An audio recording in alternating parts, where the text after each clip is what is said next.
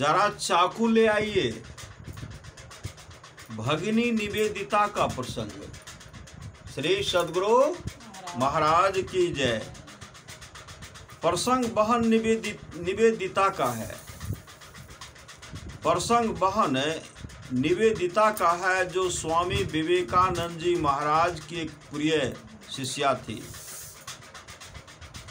उन दिनों वे स्वामी जी की आज्ञा से भारत में ही रह रही थी।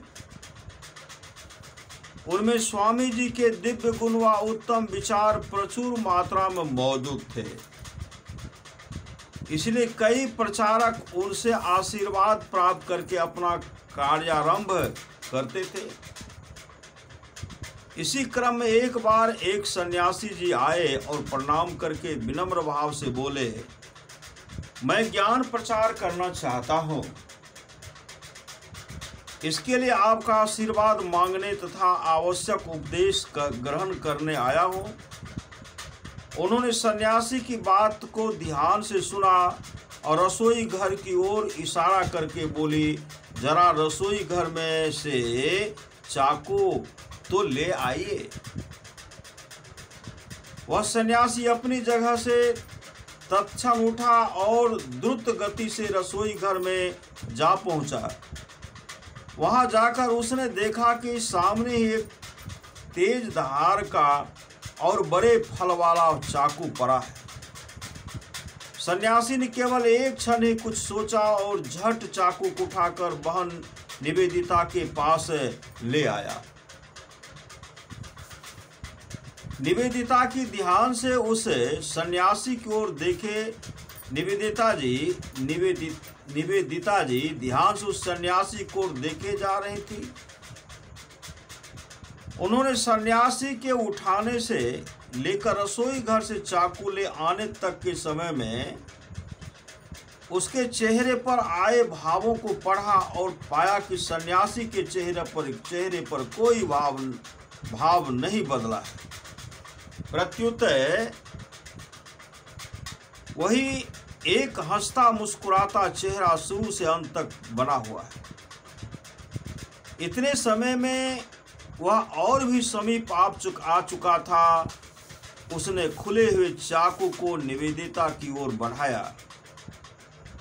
बड़े स्वाभाविक रूप में वह चाकू का फल धातु का तीखा भाग अपने हाथ में पकड़े हुए था और चाकू का लकड़ी वाला भाग निवेदिता की ओर करके उसे देने के लिए शांत और सरल भाव से वहां खड़ा हुआ। सन्यासी के अल्प किंतु समझदारी पूर्ण एवं मधुर व्यवहार से निवेदिता जी प्रसन्न हो गई। उन्होंने उसे खूब आशीर्वाद दिए। कहने लगी, मैंने आपसे जो चाकू मंगवाया वास्तव में मुझे उसकी आवश्यकता नहीं थी, बल्कि यह तो परीक्षा थी जिसमें आप उत्तीर्ण हुए। उन्होंने आगे कहा, आपने चाकू का फल अपने हाथ में रखकर मुझे लकड़ी वाला हिस्सा पकड़ाया।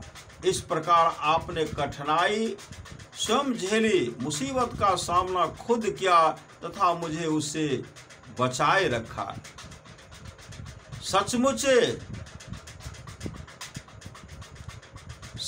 ज्ञान प्रचार में सफलता ऐसे प्रचारकों को ही मिल सकती है जो स्वयं को मुसीबत के सामने करके दूसरों को से बचाएं, और जो लोग स्वयं मुसीबतें सहकर दूसरों को सुविधा व प्रसन्नता प्रदान करते हैं, वे इतिहास में ईश्वर प्रिय व सर्वोच्च समाज सेवी के रूप में विभूषित होते हैं। श्री सद्गुरु महाराज की जय।